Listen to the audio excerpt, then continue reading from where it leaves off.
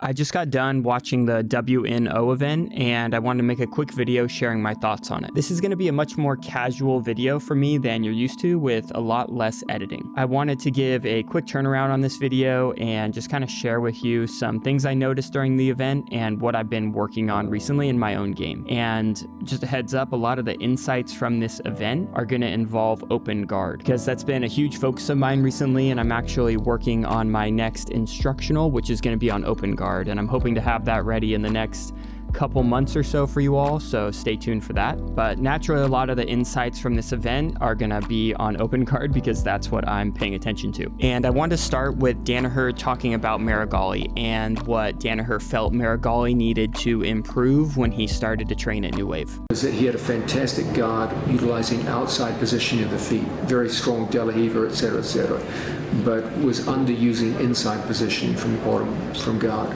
One thing I've been thinking a lot about is how Ashi Garami, de la Riva, and reverse de la Riva fit together and what the hierarchy is in those positions. And whenever you start talking about hierarchies, I think you're going to get a lot of different opinions on the matter. But as someone with glass feet, I don't really like the idea of people ripping on my feet as I'm trying to play reverse de la Riva. So I lean towards the idea of prioritizing getting both feet inside and trying to control both of our opponent's legs. So when they go for a back step, it's the hook on their second leg that allows us to follow that back step and then threaten our attacks, as Lachlan Giles shows here.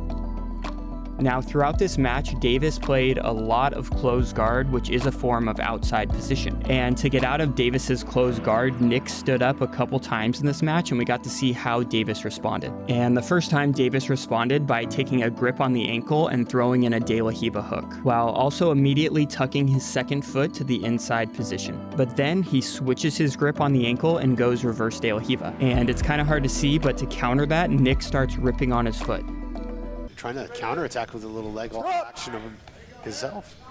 Looked like maybe a cheeky look at an Estima lock there. Now, the second time Nick stands up, Davis again grabs the ankle, goes with that de la Riva hook, and brings that second foot to the inside position. But this time, he's immediately looking to pummel that de la Riva hook back to the inside position, which is something we saw Meregali doing in ADCC, taking that de la Riva hook and bringing it to the inside. I think this is a great way to prioritize defense and keep yourself safe before going into your offense, which is another area where Danaher believed Meregali needed some work. Nicholas is always, when I first looked at him, one of the first observations I made is he had an offensive bias in his game. And I talked to him early in his time training with us and said this is something that needs to be rectified. Another example from closed guard of prioritizing defense over offense is how we decide to place our legs. We're always taught that from closed guard, you should be trying to climb your legs up to your opponent's shoulders to control posture. And from there, you can go into strong finishes.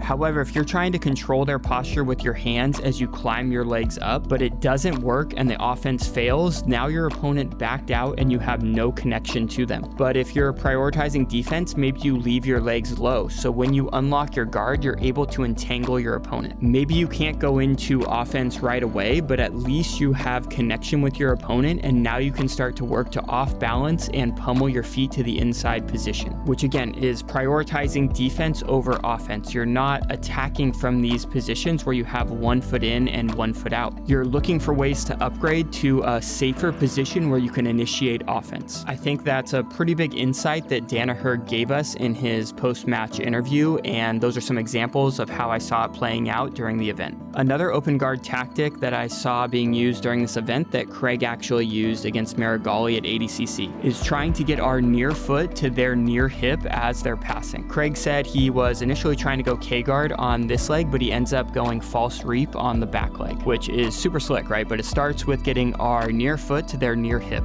And I think a big part of that is controlling our opponent's near arm as they're trying to pass. Unless they're trying to do this type of pass that Taza was doing in the ADCC Open, where they kind of take a cross grip on our ankle and try and work around our guard. But a lot of times people aren't going to take a cross grip and they're just going to take a straight grip, which means their near arm is going to be controlling our near leg. So naturally, if we can control their near arm, it'll give us the freedom to bring our near leg to their hip. Here we see Lovato, again controlling that near arm, which gives him the ability to pummel his foot to that hip. And the next level up from control is attack. So instead of just settling to control that near arm, we can start to attack it with things like choi bars. And if our opponent rips out of our arm attack and our other leg is on the inside, we can spin into inside Senkaku.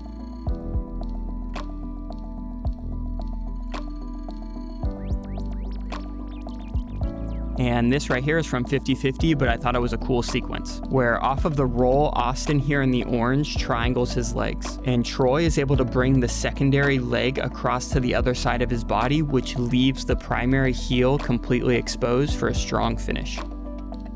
This reminded me of Kieran's attempt against Ethan at EBI, where they're in 50-50, Kieran tries to roll through and catch Ethan's secondary leg on the roll.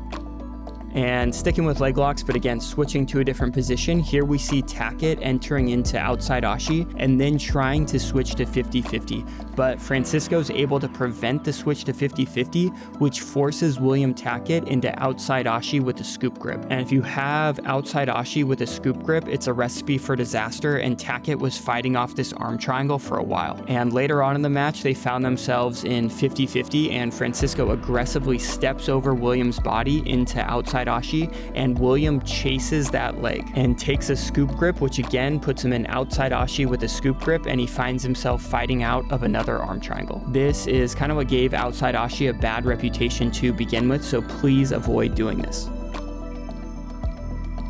But again, we see Pedro entering into outside Ashi and initially taking this kind of cool self-frame to prevent himself from being smashed. But then he switches to a scoop grip, and that's when things went south fast.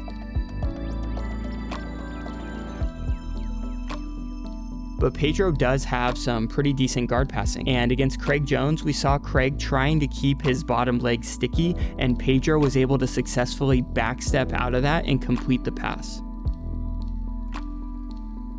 And Meregali was also trying to keep that bottom leg sticky, but this time, instead of completely backstepping out, Pedro went with more of a knee cut to de-stickify that hook and force Meregali to expose his back. Another cool guard passing insight is Tubby's coach walking her through how to use an overback grip. Yeah, Amanda trying to shut down the reverse De La Riva. In case you couldn't hear that, he said to thread the left hand through and then threaten a darce or take a crossface. And when she does it again, he gives us the third option, which is to drive her knee across towards mount.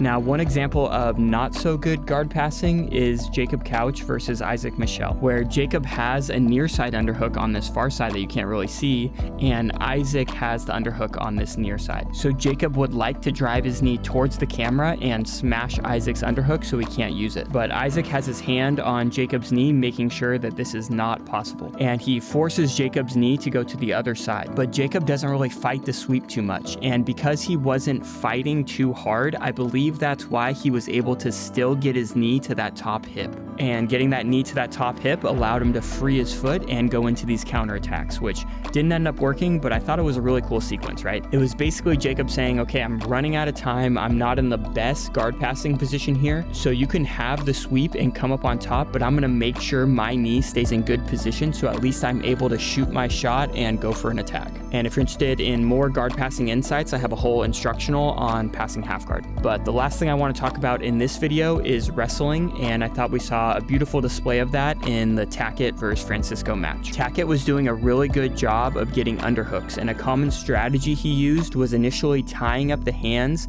before snapping them down and taking a collar tie, and off that collar tie punching in an underhook. Here we see him again snapping the hands down and immediately punching in that underhook. And if he can't get the underhook, it's because his opponent is keeping their elbow tight, so he says, no problem, I'm just going to go with a Russian arm. And as you defend that, I'm going to take the underhook on the other side. Now, wrestling for jiu-jitsu is something that has been a huge talking point the last couple years and is something that a lot of athletes are trying to develop. We see Jeremy Skinner, who's known for pulling guard, working on his wrestling. We see William Tackett taking a collar tie, punching in an underhook, and working his way to the back to connect his hands, and keeping that connection even after the referee says stop, which pisses Francisco off a bit, and he tries to take a quick shot on William Tackett.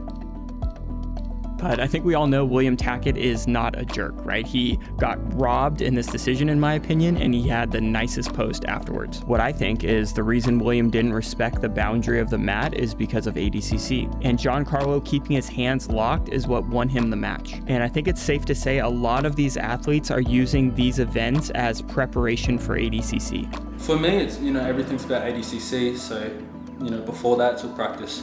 So I think the real question to ask here is whether or not wrestling is important for ADCC. And I think a lot of you that have seen my analysis of this 66 kilogram division of ADCC were shocked to see that if you initiated a takedown, you won 52% of the time. So there was a slight advantage to the wrestler, but it was pretty much even. But that was for 66 kilograms, and you gotta think as we move up in weight, the wrestling is gonna get more and more important. Well, I just got done analyzing 225 matches from the 77 kilogram division, and I'm going to share the results with you next week. And a lot of those results have to do with wrestling because that's the data that shocked me quite a bit, which kind of leads me to believe that all of this ADCC wrestling talk is kind of just hype and it's not as important as people say it is. So be sure to subscribe so you don't miss next week's video, and let me know what you thought about this more casual overview of the event down below in the comment section, and I'll see you next week.